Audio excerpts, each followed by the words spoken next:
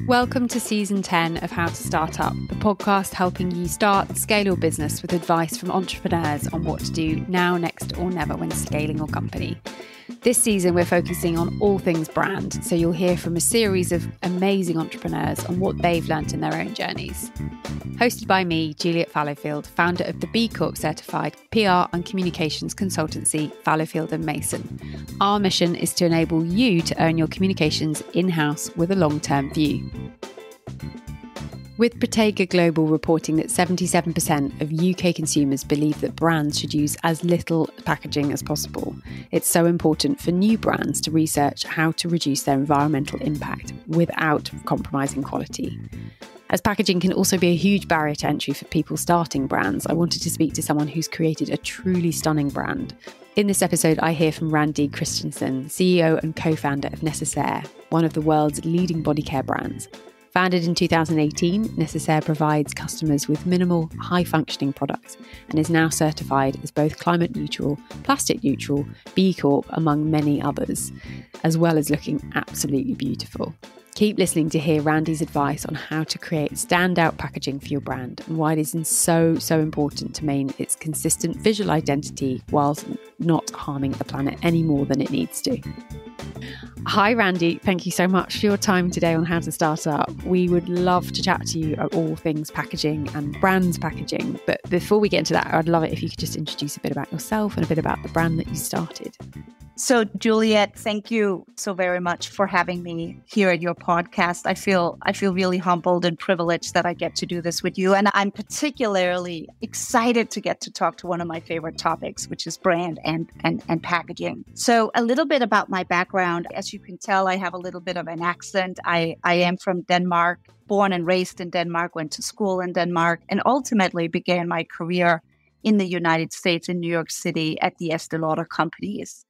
And it's interesting because I feel really fortunate that I got to, in many ways, grow up there. I worked predominantly in the luxury division at brands like Crème de la Mer and at Estée Lauder, Tom Ford for Estée Lauder before he had his own brand, and ultimately in the incubation and the ELC Ventures arm of the company. And you know, I learned from so many amazing people there. Fantastic school. Like it is. I was like LVMH and Chanel, but we'd always look at Lauder and be like, ooh, you know, it's like the two girls' schools. You wouldn't want to mess with them. No, that's right. But what I felt I very much learned there was the discipline of brand and the discipline of business, right? And there are two different models. There are two different frameworks that both have to coexist. You have to have a fundamental sort of strength in brand and be original. And you also have to have a business model that supports your brand, right? They go hand in hand. So I feel in starting Néccessaire, I've co-founded Néccessaire with a gentleman by the name of Nick Axelrod, phenomenal guy. And Nick and I were working together at the time at Estée Lauder, and we were sort of both toying with ideas of starting a brand. And we both found ourselves in Los Angeles. This is where we met. And we used to joke and say, we're the only kids in all black in Los Angeles. And we were beginning to drink the Kool-Aid and beginning to live the Los Angeles lifestyle and spending $6 on matchas and green juices 5 days a week and Soul Cycle and all the things. And being beauty junkies and really, I think, understanding beauty and living beauty and loving it. We were both like, well, you know, what about body care? Like this category it's kind of like skin doesn't stop at the neck. And yet it's like we treat the face one way and we treat the body and skin everywhere else very differently. With the quality of the products, the price point, with the packaging, everything. You're so right. It's like church and state. It's very strange. It really was. Now I think we're coming along, but we very much were like, listen, big picture, right? We want to create the necessary. That's why we named ourselves Néccessaire, Nécessaire de Toilette.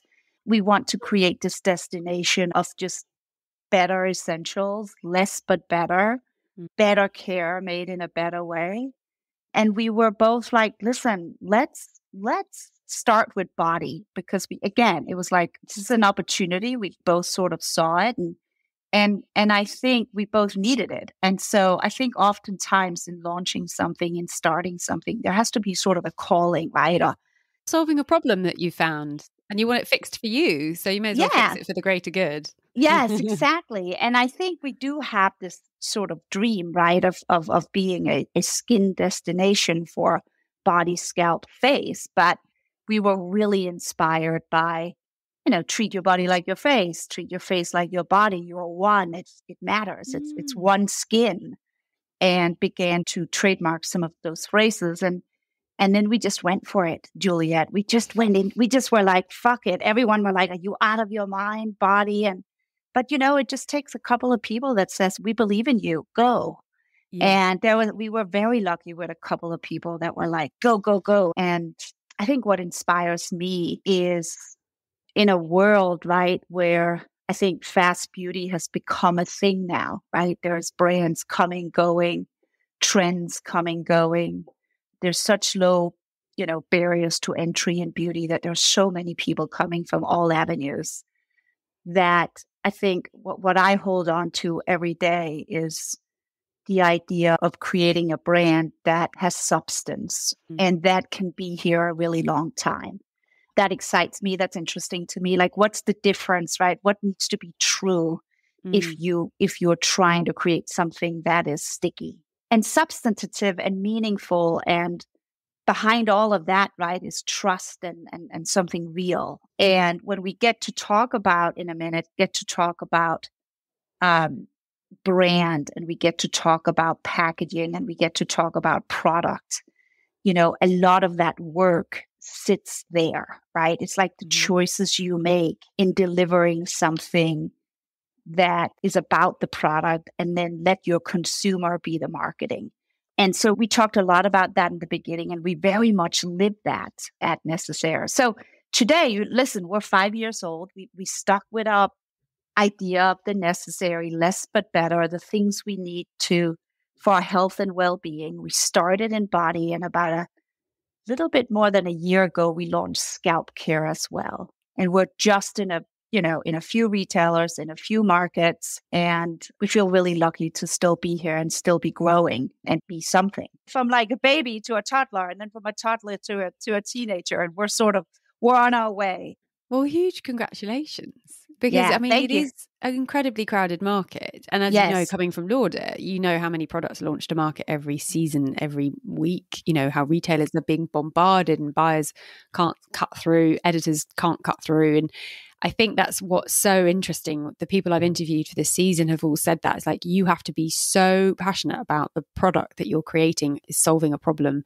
And it's for a reason. You're not doing it just to make money. And it's not ego-led. And no.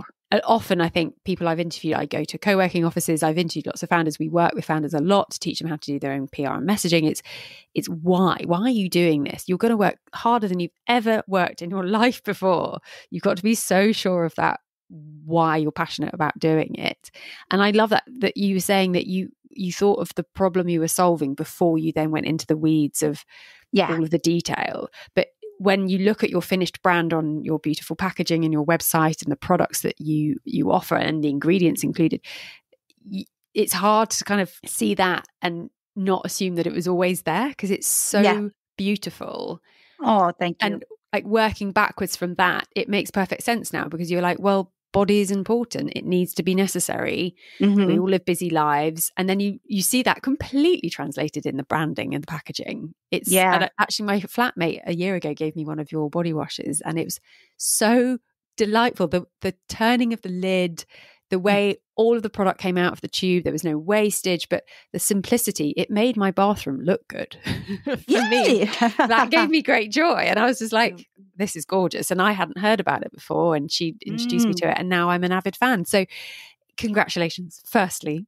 But thank you. Because packaging is obviously a huge investment for any business to look into. And a lot of clients we find get caught up in, we need a rebrand, and they actually hide behind that rather than going out to market and just telling people what they're doing and getting out there. And they spend a lot of time sitting on the packaging. It's like, it's not quite right. It's not quite right. And it's like, guys, no one's looking. No one's actually noticed that you exist yet, because you haven't told anybody. So obviously I'm obviously pushing them forwards with comms and everything like that. But for you, like, Knowing the product you wanted to create and knowing the sector you wanted to go into, how did you tackle the first steps of creating packaging for this product?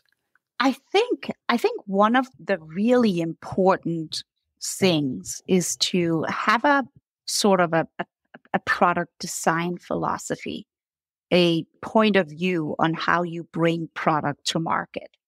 And because it's important to recognize that it all interplays, right? It's not just the packaging or just the formula, just the choices you make.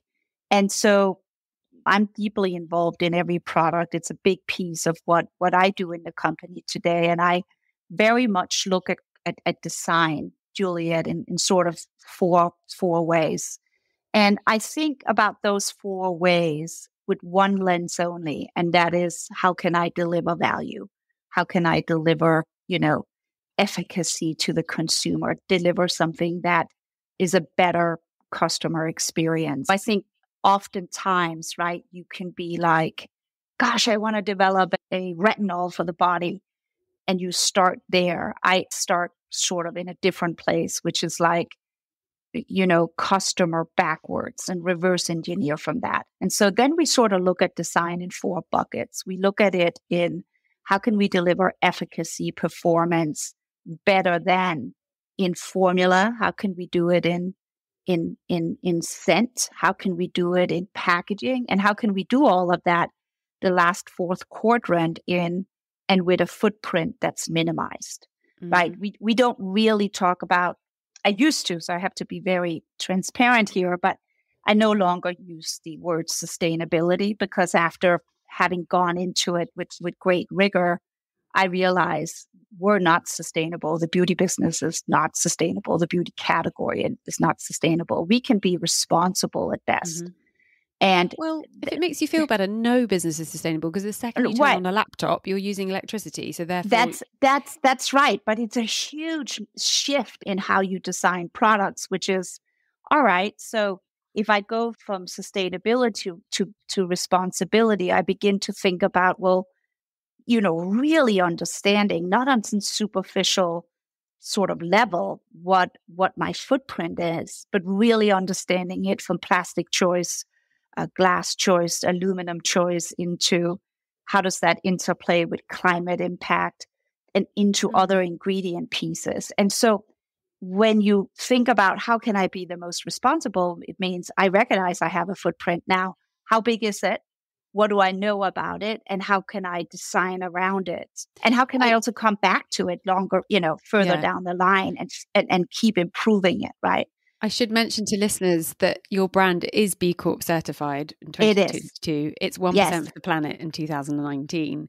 You're climate neutral certified in 2019. You're plastic neutral certified in 2021. And you've definitely looked in all of your materials and packaging and have gone through. You're doing your very best in probably one of the industries that need to be looked at the most. You are leading the way on trying to do your best. But it's very humble for you to admit that you aren't sustainable. But I think, as I said before, no one really is. But as long as you're trying to improve and move it in a direction that is the best possible way, given that we do need packaging and product. Yeah, and that's right. And you know what, Juliet, what I think is most important is that transparency and the integrity in the dialogue, right? Because inside, in our company, right, we went from a pledge to facts. And facts and truth sets you free, right? And so once we began to work on our climate certification and we began to look at how do we measure this stuff and how do we come back to it, we also began to find ways to minimize it. And that dialogue is way more interesting than setting some pledge that by 2030 we're going to do X, right? It's way more interesting to recognize I can do something small today, but cumulative over the years. Every little micro decision leads to some pretty significant impact. And that's what we found at Néccessaire. So care for your body, care for your planet. You hear us say that has become so much more in our company. It's also why we all work. It's why we all come to work every day. It's our purpose. Yeah, it becomes more than just selling something. It becomes about making better care in a better way. And we all show up every day to do that, and it unites us as well. I want to just say one thing, and then we can go back to packaging. But this idea for anyone that's starting to, I think, creating any product really, where you sort of start with, how do I enrich the customer experience so that that customer becomes my marketing, is what inspires me. That's what I spend all my time on. And so we do that in scent, we do that in efficacy and formula, we do that in packaging and design, and we do that I meant graphic design because everything is design, and we do that in the environmental stewardship that we set forward. These are sort of the four things. They become our advocates. Yeah, that's right. And that repeat purchase. In fact, our previous guest was talking about the fact you can sell a thing to someone once easily. It's when you get them to come back and buy the second time, and you can scale and grow a business that way, that it is a necessary thing that they need in their life, because that trust is built, and that loyalty, especially in beauty, is so important. But no, it's fascinating because 10 or 15 years ago, I was working for Chanel. I was taking an editor to Paris to meet a very senior person at Chanel for an interview. And I sat on the train with her. I was like, I do struggle with our jobs because it's such a luxury, and we're in this bubble, and it's just product, and we live in this lovely, gorgeous product. People can buy it. It's a price point, and it's an echelon of society that can afford it. My sister-in-law works in a charity sector, tells me all of the incredible things that she's doing. And the journalist said to me, she's like, well, everyone needs escapism. Everyone needs a moment to dream, and we have the luxury to provide them that moment. But the fact that you're able to do that moment, but with those brand values behind it as well, you are trying to be sustainable, or more sustainable. You're being responsible. You're getting the best of both. So I think you've worked out how to do it, that you come away with a job satisfaction of like, we've created a product that people love, but we aren't trying to deplete the planet further than we need to. Me too. That's right. So again, massive congratulations. Thank you. That means a lot. And you asked me a question about packaging. How did we get started? Yeah. I want to share that I think when you start a business, what I think I've learned is you have to hire the very best in every discipline of what you do. And you always have to find people that are better than yourself, right? I think this is one of the key things that when I look back at Nécessaire's success, it is 150% not a singular person's contribution, right? It is a shared vision and everyone stepping up to do their work. So in packaging, what we did is we went to a very special graphic house. In fact, we partnered with 2 graphic houses. One to kind of set forward our graphic system in the brand, and then another team to translate that into the individual products.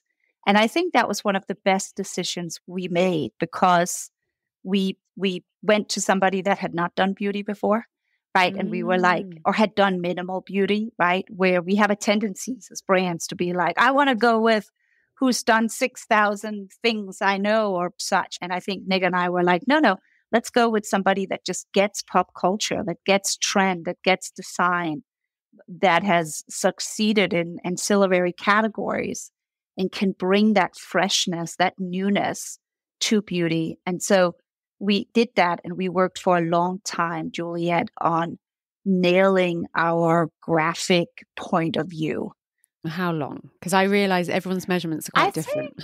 I think at maybe close to 12 months. Wow. Yes. So I think maybe 9, but around there, 9 to 12 months, where we just repeatedly worked on this.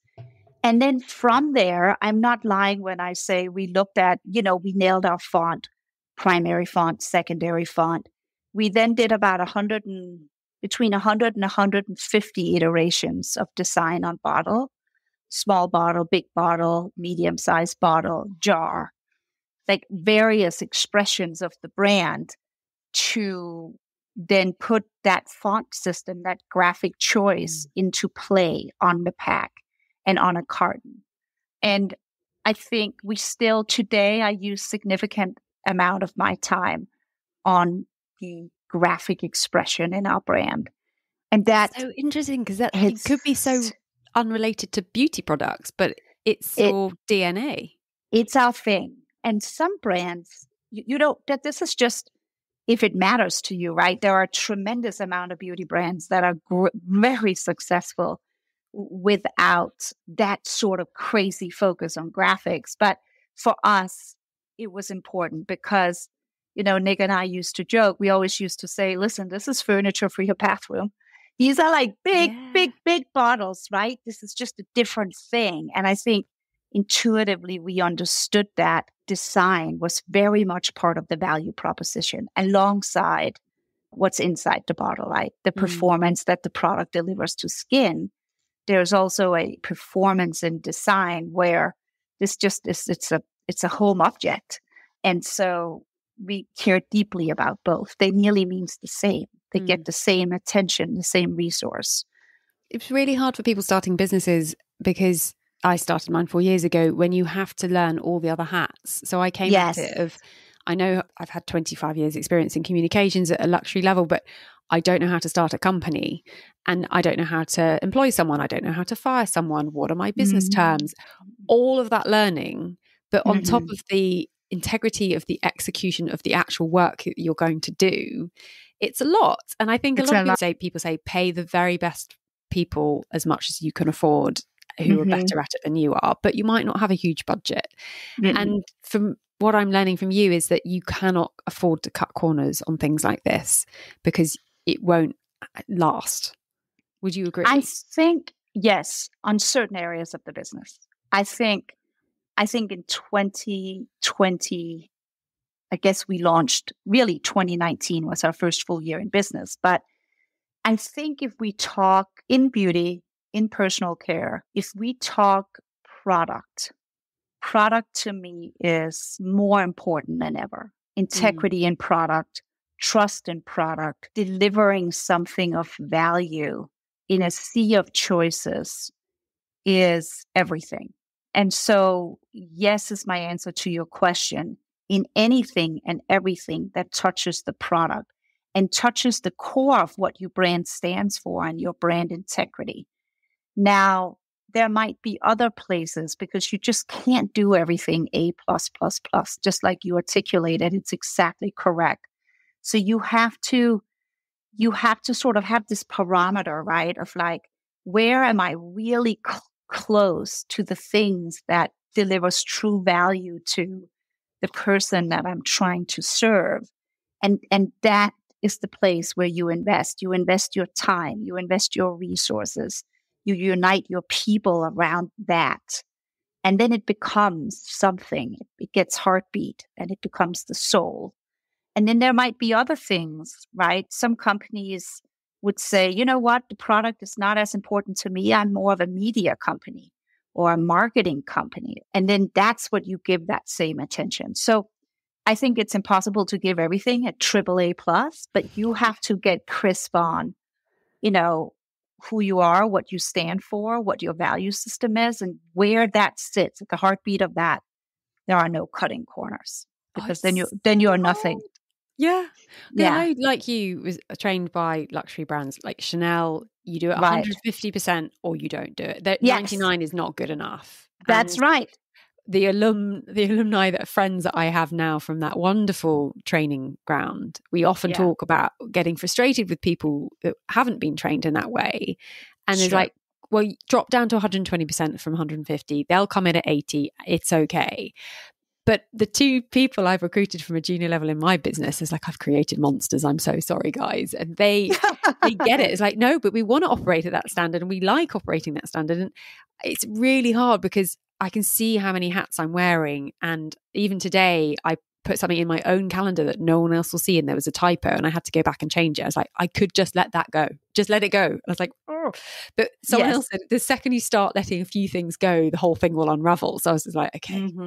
But something, it's learning where to delegate and learning where to bring in external resource. But for you, like going back to those agency partners that you found, how did you go about finding them and briefing them?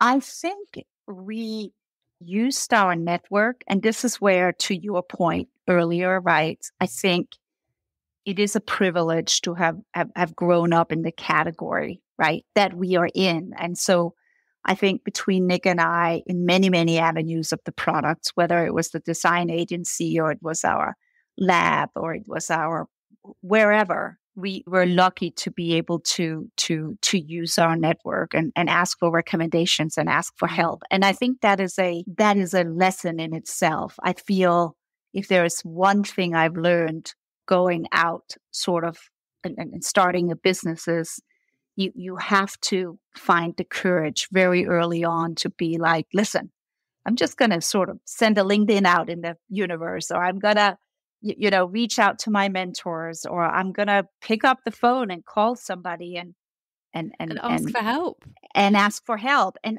very rarely, right? I'll start a podcast, which is phenomenal because you have great dialogue. And I'm sure you now get phone calls, and I'm the most happy of all to say, hey, let me connect you with that person, right? And I try to do that all the time, pay it forward, right? Yeah, and that community.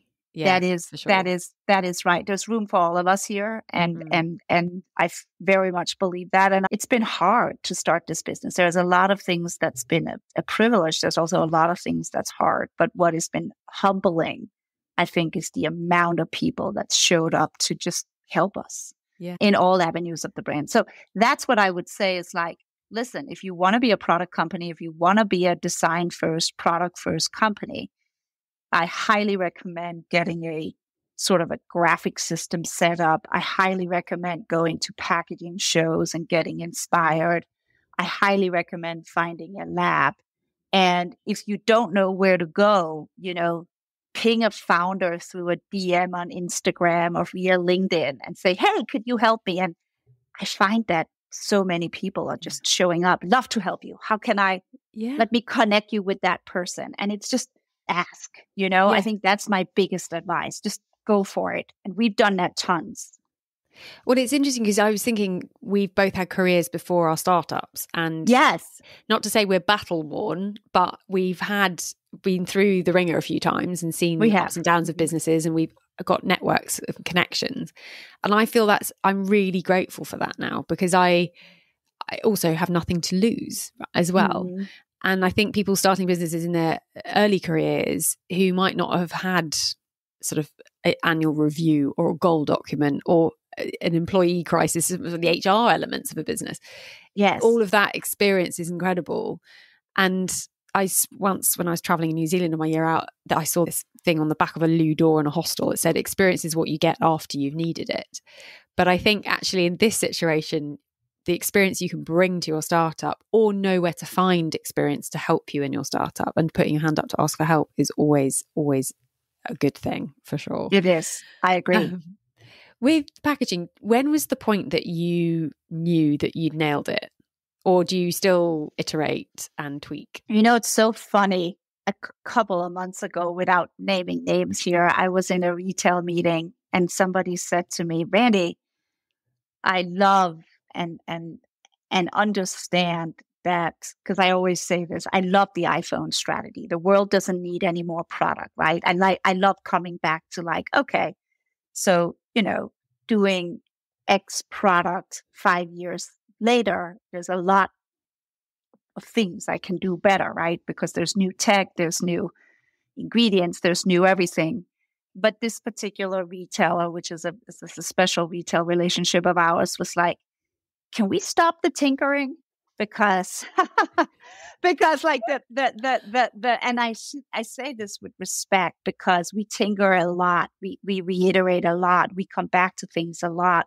It's what we believe in. It was actually in our sort of DNA point of view and in our brand equity deck that was, a discipline that we wanted to enforce in the company or sort of build and value. But there is this relationship between reiterating and then being set and letting retail execute, right? Because if you want to bring something in and pull it back, that's a lot of retail and sales ops.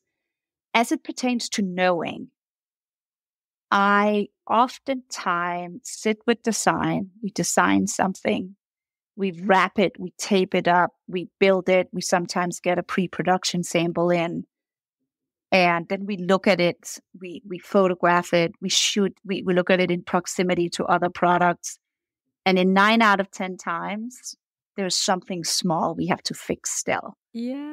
And so it's rare, Juliet, that we just land it. Does that make sense? Yeah. Like right off the bat. So well, it's kind of seeing things in context, isn't it? We always say this with, I mean, it's a bad example, but seeing when we're trying to do an Instagram post, we will want to see it in situ in Instagram to see how it sits in context. That's and right. It's only then that you see the glaringly obvious typo. And a friend of mine the other day, she runs a fitness studio, and she said for 3 years, we had a keyword in the poster in the gym spelled incorrectly. And it took 3 years of thousands of people coming through the door every week to someone to point it out and go, by the way, do you know there's a typo there? But you had to see it to believe it. And then you're like, oh, how did I miss that? Totally. And you have to be humble enough to be like, shoot, I missed that. We just had an instance of that recently where it's like, oof, we gotta think about that. So I think we do. And then I also think when we've looked at it and we're sort of a small little gang of people, we've looked at it enough and we've sort of put it into context. We do try to land it. And then comes the point in design when you have to,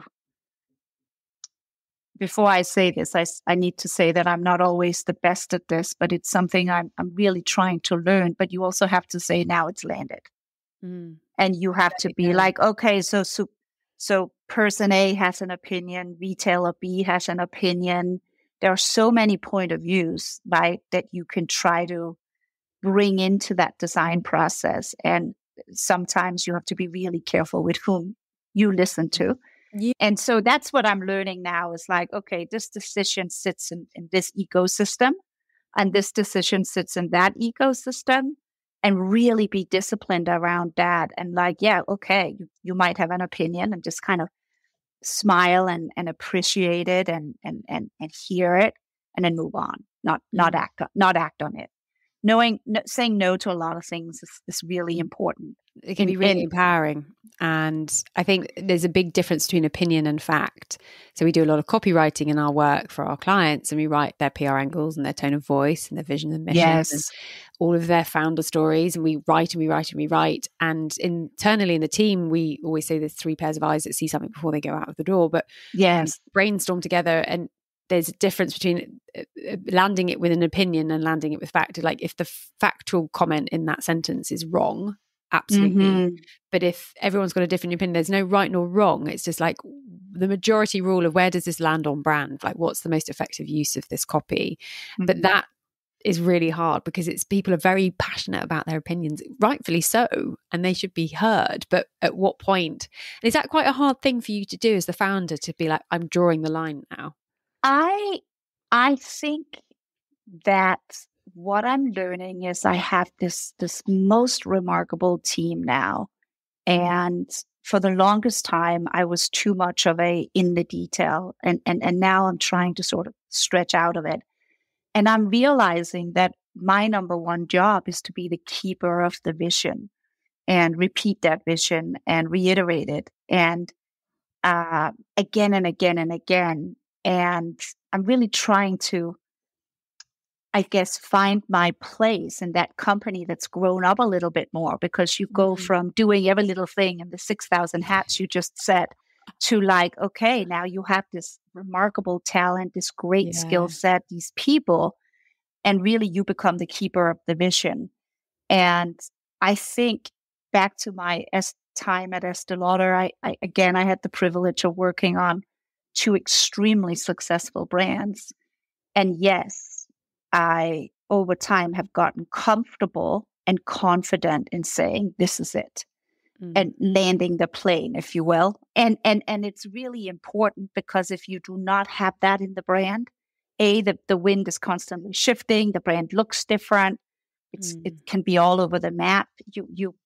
I might even do it a little bit too much, Juliet. I'm like, no, it's not in the brand box. I've been very sort of firm on creating something. But then someone has to be. And I think when people come into a new business, they want boundaries. My team have said, like I said, you can work flexibly. I don't care where or how or what you do. I trust you. It's like, well, we want to know what a good day at work looks like, and we're entry level. So actually, if it's 9 to 5 or 9 to 6 or whatever it might be, we know we've done right by you. And actually having someone give them that containment where they can thrive, they told me anyway that they benefited from that. But there was me sort of 20 years on from them saying, oh God, if I've got a boss that tells me where I can work wherever, that freedom is amazing. But I know more about what I'm technically doing, and they're still learning. So I guess it all depends on the skill set within the team. But I think everybody likes leadership. I would say they want to be having an environment where they can still be creative and not sort of process bound, but know that they're doing the right thing by their employer, I would hope anyway. I think that's very true. And I guess what I'm saying is that as Néccessaire is now sort of turned 5, and suddenly we have this sort of leadership team, all of them are better at what they do than I am. Right. And so what's interesting now is to frankly set them free to be leaders of their team and to own the brand. And I very much now find that I am the product and the holder of the vision. In other words, like yes, no, and like let's go and make that as clear as I can so they can operate, with their teams. And that's been a shift for me and something I've had to really learn, getting out of the details. By the way, I'm not perfecting this yet. I'm still working on it. But like, how do I get out of that? And I didn't feel that when I was at Estée Lauder the same way. It's like very different when it's your brand and it has your name on it and you raise the capital and you do all the use. Well, and also you're responsible for their salaries. So you want to keep it successful so they still have jobs. And that responsibility can make a few people full of anxiety and panic a little bit, and actually letting them be brilliant and letting them thrive and they can come to you when they need to is incredible. Has it got easier with the packaging and the iterations and the growth of the business with the new products coming in? Has the packaging decisions got easier?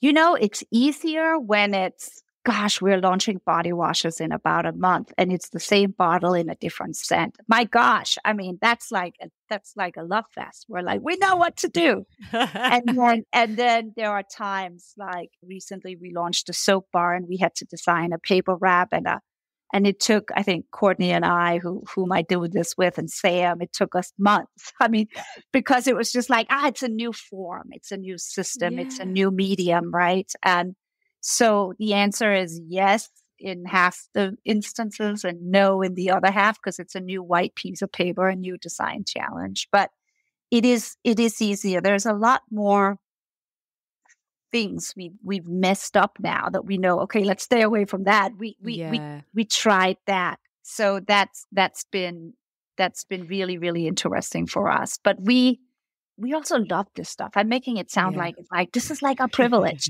to build these products, and we love it very much. But big advice is invest in the very best graphic system, invest in the very best formulas. These things will not do you wrong, right? These are the things people fall in love with. These are the things that's what you sell if you're in consumer goods.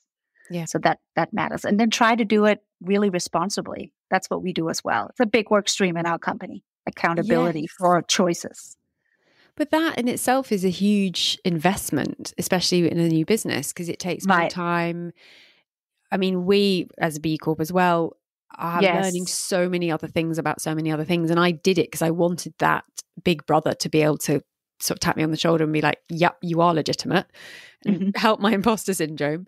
But also it taught me so much about areas of HR that I didn't know. But it takes time and effort. And I spent a good 4 months at the beginning of last year being everything B Corp, and was so relieved when we got it, because I just thought, God, the amount of time I put into this, if we don't get it, is that a waste? I was like, no, because I've actually learned loads anyway, so that's fine. As long as my brain's learning, I'm good. But it was a really nice stamp of approval. But obviously you can't sit on your laurels. You have to keep progressing, and you set the standard because you have to beat that standard the next time, which is absolutely how it should be. But I think the time investment when you've, as I said, got all these other things, but the joy of doing it from the beginning or when you're relatively new is that shifting a tiny Titanic is much easier than a massive one. And if you've built some systems that you then have to undo and then rebuild, there's much more work later on. So why not just learn at the beginning and do it from the day one? And then it's much easier just to integrate and roll out the right thing to do, which obviously helps you sleep at night. Is there anything you would go back and do differently when it comes to your packaging journey? No, I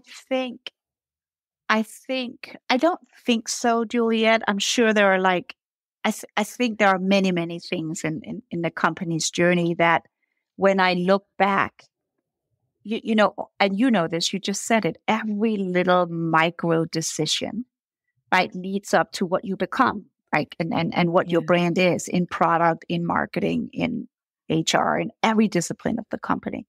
But I think as it pertains to packaging, I think it's one of our pillars in the company that I feel incredibly proud about what the team has accomplished here. And I wouldn't have changed much. I think what I've learned from the footprint journey, you know, we were 1% for the planet year one. As you shared, we were climate neutral year one.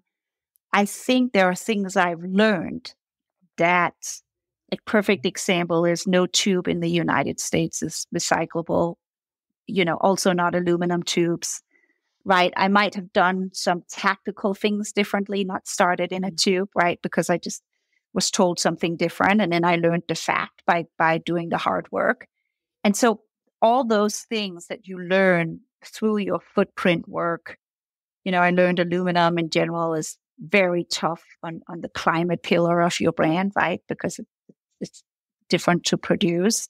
So all the interrelatedness of better care made in a better way, the better way piece, the less of a footprint piece, I think there are incremental learnings that I've had that I would probably have made some other packaging choices up front, right? But that's natural. That's part of it. And they're not so obvious, and they're never obvious to the consumer because the consumer is like, plastic is bad. Most plastic is, but a lot of aluminum is too. Glass can be too. When you look at the full footprint of a company, of a product, right? You're shipping it around and all the things and all the sort of life cycle assessment. It's in that area, I would tell you, that I'm getting, I think, smarter by the day. That then informs what would I do differently or what can I do next, perhaps is better, but not in quality, not in integrity, not in trust in product, not in design. I think we were lucky to find the very best partners here, and the team is pretty strong here. So I feel very good about that aspect of the brand. Well, and like attracts like, you've set the tone of how the business is going to operate, and people, you know, we're very fortunate we got B Corp, but actually it's not fortunate. It's hard work. It's just, we got it. Yeah, we both did. And you know what? My team did a lot of this work, and I was lucky to have them work on it, because I think, all footprint, it's a big part of the job, like you just said. It's tremendous amount of work. But what I also love is to get the full org into it, because it becomes a way it becomes an approach to your business and necessary, right? When you name yourself the necessary, then. But they are the trickle down effect. They are thinking, okay, we don't need to send a courier. We can walk that round the corner, or that's right. Every little detail. And when you scale, I think that's what I found interesting. We're sitting at 4 or 5 people, and actually any bigger gets quite uncomfortable, because I can't have that many one-to-ones with that many people, or what is the cost of that when you get bigger? But if you are bedding in from the beginning and everyone's thinking the same way, and that, when I said like attracts like, they are coming to work for you because they like your brand values as an employer, that then will go through, and your work is not done. It never is done, but it's being done by other people, which is fantastic. That's totally it. And they'll hire like to like too, right? So it becomes this way of being, this approach to your business. So I love that. And congrats on B Corp. It's It's a thing. It's a lot, but it's great. Yes. And actually, we've had candidates apply to us because we're B Corp. So that for me is everything. Something that we do is the guest from the previous episode has a question for the next guest. And it was actually Aaron Chatterley from Feel Unique and his new brand Indu. Fascinating talking to him about brand voice. Yes. And his question for you was, he said, "Where's it when you're a serial entrepreneur?" And he cringed when he said that. It's like, I'm not, but I kind of am. I have to admit it. I keep doing new businesses. When you have so many ideas all the time, when is it you know that that is the idea that you have to see through into a new startup? When that itch is so significant, you have to scratch it. You don't let it go. When did you know in this business it was this idea that you had to see through? I think once we named it, the name for us was Gave it life and became a filter for everything we do. It's the product philosophy, it's the ingredient philosophy, it's the footprint responsibility philosophy. It became like this is a big idea.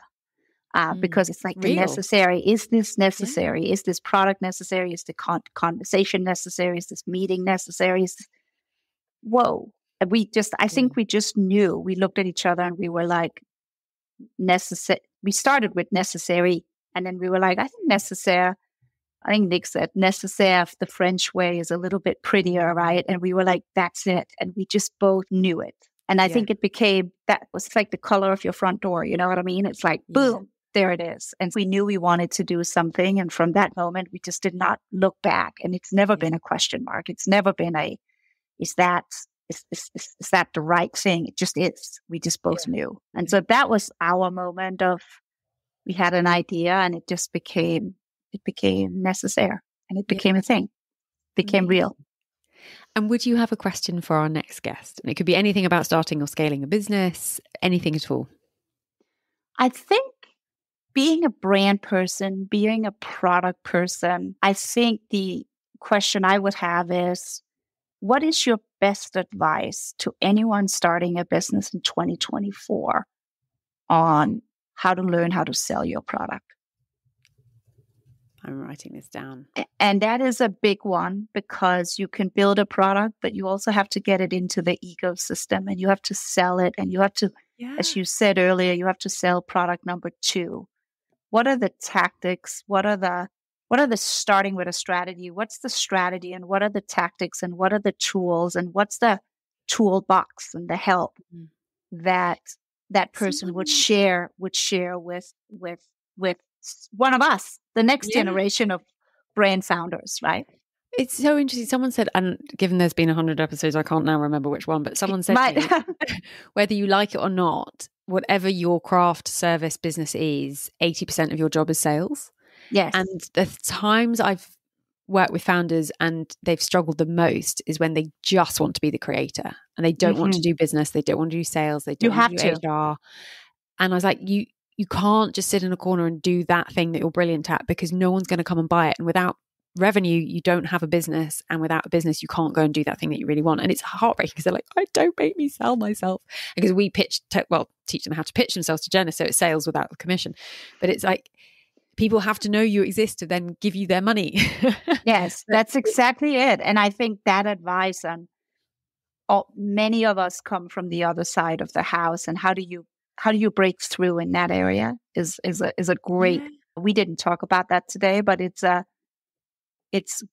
I feel what I've learned is you have to learn how to sell. How to sell. Like you have to learn that on top of everything else. And as the steward of your company, you have to understand how that happens.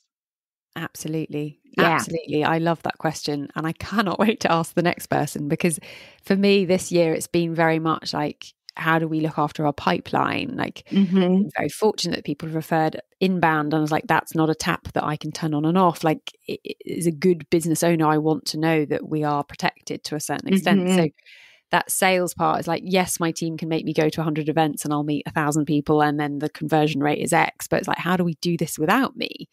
Or is it possible? Isn't it possible? Well, how do you scale? How do you scale, right? That does have to go probably beyond you and beyond me and beyond the team. Like it's sort of that domino effect. That's an important thing to get underneath, I think. I've just seen the time, and I'm sure you have 100 other meetings to go to. But thank you so much for your time. I've loved this conversation. And I mean, my God, I look at your website and it's like drool worthy. It's delicious. Oh, thank you so much.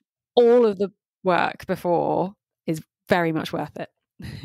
And Juliet, I love what you are doing. Congrats on this and for helping folks, right? Sharing knowledge is important. And if there's an entrepreneur coming through that you want to send my way, let me know. Be happy to share anything of meaning, for sure. Amazing. That's really kind. Thank you so much. Awesome. I'll see you soon. Be well. See you soon. Bye-bye. Bye. I really hope you've enjoyed this conversation. You can find a recap of all the advice so kindly shared by our guest in the show notes, along with their contact details. We'd love it if you could rate and review or share this podcast, because it really does help other people discover it. To incentivize this a little, I would very happily offer you one of our PR guides on how to share editorial coverage legally. Just DM us or send us an email, hello@fallowfieldmason.com, with review in the title, and we'll share it on.